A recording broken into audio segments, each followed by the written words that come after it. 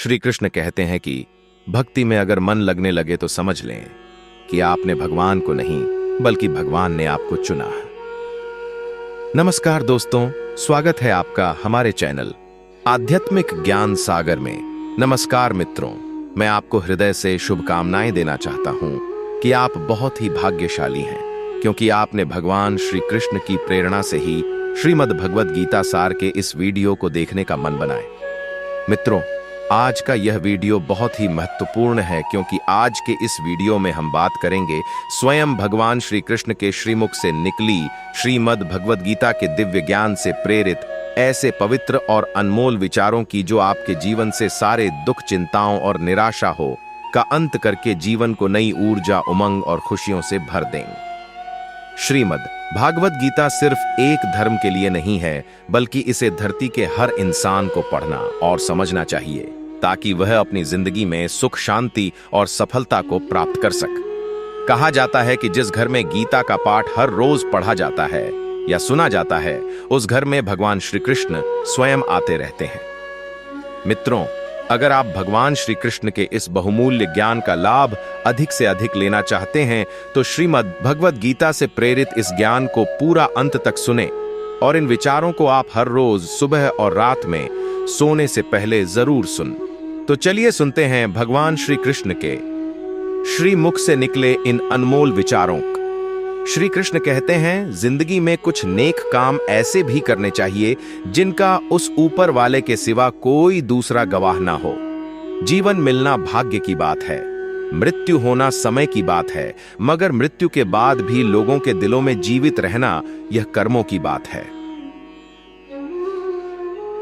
श्रीमद् भगवद गीता में भगवान श्री कृष्ण कहते हैं कि हे अर्जुन, मैं सब प्राणियों के हृदय में स्थित सबकी आत्मा हूं, संपूर्ण प्राणियों का आदि, मध्य और अंत भी मैं ही हूं।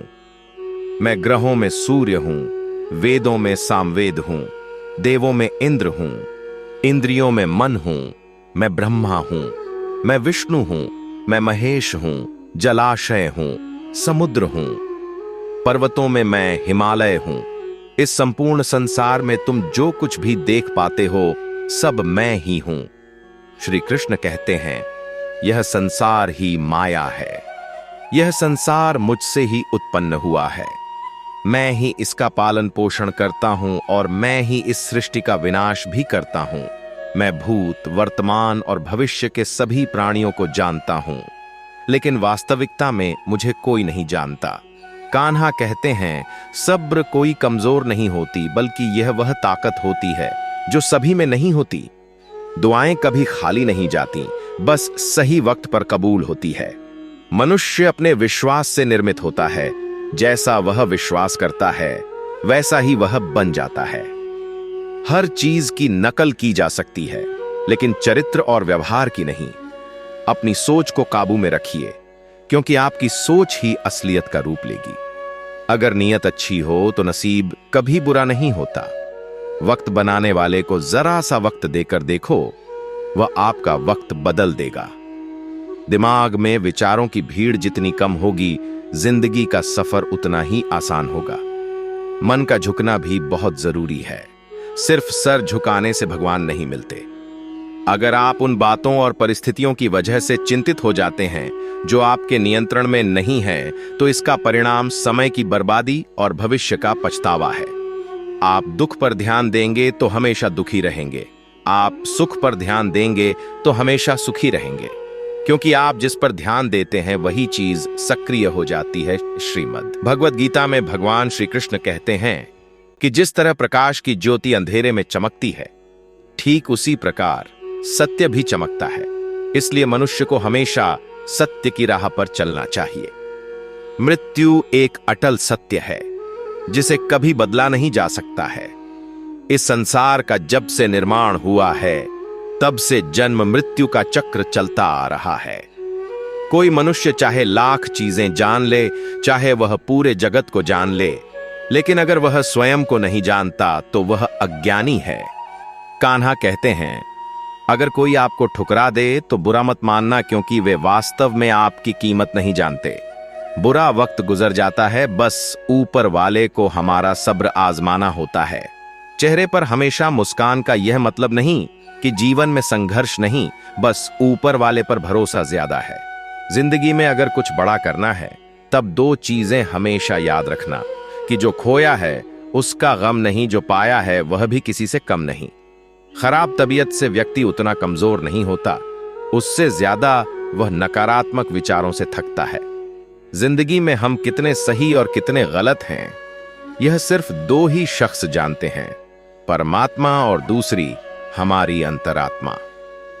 नकारात्मक विचारों को अपने मन में प्रवेश करने की अनुमति ना दो, क्योंकि यही वह चीज होती है जो हमारा आत्मविश्वास कम कर देती है। कामयाबी कुछ नहीं, बस एक नाकामयाब व्यक्ति के संघर्ष की कहानी होती है। आपके खिलाफ होने वाली बातों को खामोशी से सुन लीजिए, यकीन मानिए वक्त उन्हें बेहतर जवाब देगा। जिसने अपने को वश में कर लिया है उसकी जीत को देवता भी हार में नहीं बदल सकते। अगर लोग आपकी अच्छाई को आपकी कमजोरी समझते हैं तो यह उनकी समस्या है। आप आईना हो, आईना बने रहो। फिक्र वो करें जिनकी सूरत खराब है। श्रीमद् भगवद गीता में भगवान श्री कृष्ण कहते हैं कि हे अर्जुन, तुम्हारा क्या गया जो तुम रोते हो? तुम क्या लाए थे जो तुमने खो दिया? तुमने क्या पैदा किया था जो नष्ट हो गया? तुमने जो यहीं से लिया वो यहीं पर दिया। जो आज तुम्हारा है कल किसी और का होगा, क्योंकि परिवर्तन ही संसार का नियम है और समय के साथ संसार में हर चीज परिवर्तन के नियम का पालन करती है। भगवान श्री कृष्ण कहते हैं, कर्म योग ही वह योग है जिसके माध्यम से हम अपनी जीवात्मा से जुड़ पाते हैं। कर्म योग हमारे आत्मज्ञान को जागृत करता है। इसके बाद हम न केवल अपने वर्तमान जीवन के उद्देश्यों को बल्कि जीवन के बाद की अपनी गति का पूर्वाभास प्राप्त कर सकते हैं। इस योग में कर्म के द्वारा ईश्वर की प्राप्ति की जाती है। श्रीमद् भागवत गीता में कर्म योग को सर्वश्रेष्ठ माना गया है। गृहस्थ और कर्मठ व्यक्ति के लिए यह योग अधिक उपयुक्त है। कर्म योग सिखाता है कि कर्म के लिए कर्म करो, आसक्ति रहित होकर कर्म करो। कर्म योगी इसीलिए कर्म करता है कि कर्म करना उसे अच्छा लगता है और इसके परे उसका कोई हेतु नहीं है। कर्म योगी कर्म का त्याग नहीं करता, वह केवल कर्म फल का त्याग करता है और कर्म जनित दुखों से मुक्त हो जाता है। उसकी स्थिति इस संसार में एक दाता के समान है और वह कुछ भी पाने की कभी चिंता नहीं करता। वह जानता है कि वह दे रहा है और बदले में कुछ मांगता नहीं, और इसीलिए वह दुख के चंगुल में नहीं पड़ता। संसार का कोई कार्य ब्रह्म से अलग नहीं है, इसीलिए कार्य की प्रकृति कोई भी हो, निष्काम कर्म सदा ईश्वर को ही समर्पित हो जाता है। भगवान श्री कृष्ण कहते हैं, मनुष्य का मन वायु की तरह चंचल है। यह मन ही है जो मनुष्य को काम वासनाओं की तरफ भटका रहता है। अगर जीवन को सफल बनाना है तो मन पर काबू करना बहुत जरूरी है। मन को वश में करने से दिमाग की शक्ति केंद्रित होती है, जिससे कार्यों में सफलता मिलने लगती है। भगवान श्री कृष्ण कहते हैं, मनुष्य को क्रोध करने से बचना चाहिए। कितना भी गुस्सा आए, स्वयं को शांत रखने का प्रयास करें। श्री भगवान कहते हैं, जिस प्रकार समुद्र की स्थिति अचल है, भारी से भारी आंधी तूफान आने पर या अनेक नदियों के जल प्रवाह उसमें प्रविष्ट होने पर भी वह अपनी स्थिति से विचलित नहीं होता, मर्यादा का त्याग नहीं करता, उसी प्रकार परमात्मा के स्वरूप में स्थित योगी की स्थिति भी सर्वथा अचल होती है। बड़े से बड़े सांसारिक सुखों दुखों का सहयोग वियोग होने पर भी उसकी स्थिति में जरा भी अंतर नहीं पड़ता। कान्हा कहते हैं, जो दर्द आज सह रहे हो, आगे चलकर वही तुम्हारी ताकत बनेगा। मुसीबत में अगर मदद मांगना हो तो सोच कर मांगना, क्योंकि मुसीबत थोड़ी देर के लिए ही होती है और एहसान जिंदगी भर का तजुर्बे उम्र से नहीं बल्कि हालातों से आते हैं। जमाने में आए हो तो जीने का हुनर भी रखना। दुश्मन से कोई खतरा नहीं, बस अपनों पर नजर रखना। रात भर गहरी नींद आना इतना आसान नहीं, उसके लिए दिन भर ईमानदारी से जीना पड़ता है। अपनी कमियों को सिर्फ हम दूर कर सकते हैं और कोई नहीं। बाकी सब केवल इनका फायदा उठाना जानते हैं। समय के पास इतना समय नहीं कि वह आपको दोबारा समय दे सके। जो बदला जा सके उसे बदलिए, जो बदला ना जा सके उसे स्वीकार कीजिए, और जो स्वीकारा ना जा सके उससे दूर हो जाइए। लेकिन खुद को खुश रखिए, वह भी एक बड़ी जिम्मेदारी है। जब हम अपने रिश्तों के लिए वक्त नहीं निकाल पाते, तब वक्त हमारे बीच से रिश्ता निकाल देता है। जो आपकी बुराई करते हैं उन्हें करने दो, क्योंकि बुराई वही करते हैं जो बराबरी नहीं कर सकते। झूठ भी कितना अजीब है ना। खुद बोलो तो अच्छा लगता है और दूसरे बोले तो गुस्सा आता है। अगर खुश रहना चाहते हैं तो लोगों की बातों पर कम और अपने विचारों पर ज्यादा ध्यान दें। भगवान पर विश्वास बिल्कुल उस बच्चे की तरह करो जिसको हवा में उछालो तो वह हंसता है, डरता नहीं, क्योंकि वह जानता है कि आप उसे गिरने नहीं दोगे। श्रीमद् भगवद गीता में भगवान श्री कृष्ण कहते हैं कि हे अर्जुन, मेरा इन तीनों लोकों में ना तो कुछ कर्तव्य है और ना ही मुझे कोई वस्तु प्राप्त करने योग्य है, फिर भी मैं कर्म करते हुए अपने कर्तव्य का निर्वाह करता हूं। हे पार्थ, यदि मैं कर्मों को करने में सावधानी न बरत तो बड़ा अनर्थ हो जाएगा, क्योंकि मनुष्य सब प्रकार से मेरे ही मार्ग का अनुसरण करते हैं। यज्ञ से बचे हुए अन्न को खाने वाले श्रेष्ठ पुरुष सब पापों से मुक्त हो जाते हैं, और जो पापी लोग अपना शरीर पोषण करने के लिए ही अन्न पकाते हैं वे तो पाप को ही खाते हैं। अर्थात जो लोग ईश्वर को याद किए बिना अपने जिंदा रहने में ही लगे रहते हैं, उन्हें चोर समझना चाहिए। केवल ज्ञान ही एक ऐसा अक्षय तत्व है जो कहीं भी किसी भी अवस्था में और किसी भी हाल में मनुष्य का साथ नहीं छोड़ता। धरती पर जिस प्रकार मौसम में बदलाव आता है, उसी प्रकार जीवन में भी सुख दुख आता जाता है, अनिश्चित आता जाता के रहता है। युद्ध हो या जीवन सफलता केवल 3 शस्त्रों से प्राप्त होती है। धर्म, धैर्य और साहस। कान्हा कहते हैं, सेवा सबकी कीजिए, मगर आशा किसी से मत रखिए, क्योंकि सेवा का सही मूल्य भगवान ही दे सकता है। इंसान नहीं नियत साफ हो तो एक लौटा जल भी कबूल है, वरना दिखावे के तो 5 भोग भी फिजूल है। कहां मिलता है कोई ऊपर वाले के सिवा समझने वाला? जो भी मिलता है बस समझा कर चला जाता है। भगवान के फैसले पर कभी शक मत करना। अगर सजा मिल रही है तो कोई गलती भी अवश्य ही होगी। अगर आप सही हो तो कुछ सही साबित करने की कोशिश ना करो, बस सही बने रहो। गवाही खुद वक्त देगा। वहां बैठकर रोना बहुत सुकून देता है, जहां कृष्ण के सिवाय कोई और सुनने वाला ना हो। जितना इंतजार वह आपसे करवा रहा है, न समय आने पर वह इतना देगा कि संभाल भी नहीं पाओगे। मित्रता आवश्यक है, संबंध भी आवश्यक है, परंतु जीवन की कठिन परिस्थिति यह दर्शाती है कि अकेले रहने की कला का आना भी आवश्यक है। हम बड़े नहीं हैं, हमारे पीछे जो ताकत है वह बड़ी है। जिंदगी में इतना सफर करने के बाद एक बात तो सीख ली है मैंने कि उस गली में कभी अपना कदम भी मत रखना जहां के लोग आपकी कदर नहीं करते। अब तो भरोसे से भी भरोसा उठ गया है, क्योंकि जिस पर सबसे ज्यादा भरोसा था उसको ही भरोसा तोड़ देखा है। कदर करो उस इंसान की जो तुम्हारे सबसे ज्यादा नजदीक है, जो नजदीक भी नहीं आना चाहते। उनका तो ख्याल करना भी छोड़ दो, उसे लौटना होगा तो लौट आएगा।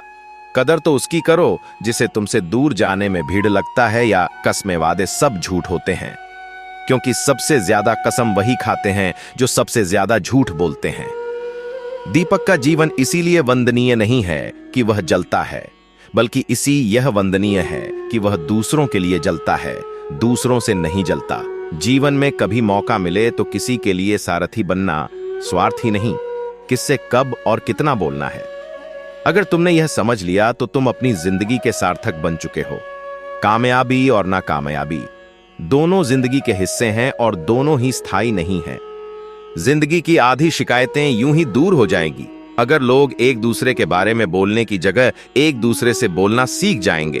विश्वास किसी पर इतना करो कि वह तुम्हारे साथ छल करते समय खुद को दोषी समझे, और प्रेम किसी से इतना करो कि उसके मन में सदैव तुम्हें खोने का डर बना रहे। 4 वेदों का अर्थ नहीं भी जानो तो कोई बात नहीं, लेकिन समझदारी, जवाबदारी, वफादारी और ईमानदारी, इन 4 शब्दों का मर्म जान लो तो भी जीवन सार्थक हो जाएगा। श्रीमद् भगवद गीता में भगवान श्री कृष्ण कहते हैं कि हे अर्जुन, जिस काल में मनुष्य मन में स्थित संपूर्ण कामनाओं को भली भांति त्याग देता है और आत्मा से में ही संतुष्ट रहता है, उस काल में वह स्थित प्रज्ञ कहा जाता है।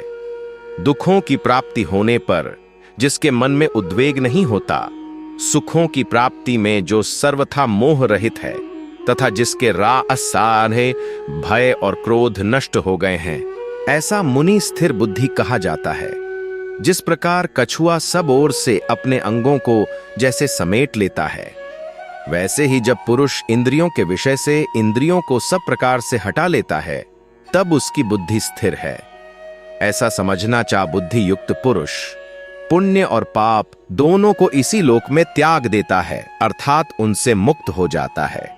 हे अर्जुन, जिस काल में तेरी बुद्धि मोह रूपी दलदल को भली भांति पार कर जाएगी, उस समय तू सुने हुए और सुनने में आने वाले इस लोक और परलोक संबंधी सभी भोगों से वैराग्य को प्राप्त हो जाएगा।